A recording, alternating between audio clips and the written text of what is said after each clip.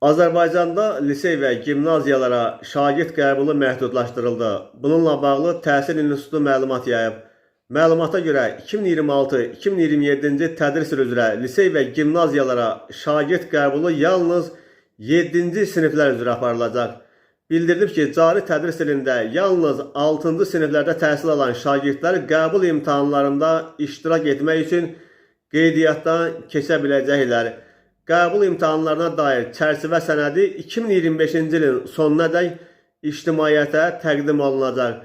Təhsil İnstitutu hesab edir ki, lisey və gimnaziyalara müxtəlif təmayül istiqamətləri üzrə şagird qəbulunun çox erkən yaşlarda deyil, müəyyən baza bilikləri formalaşdıqdan sonra həyata keçirilməsi daha məqsədə uyğundur. Xatırladaq ki, bu ilin mayında lisey və gimnaziyalara qəbul prosesi ilə bağlı qaydalar dəyişdirilib.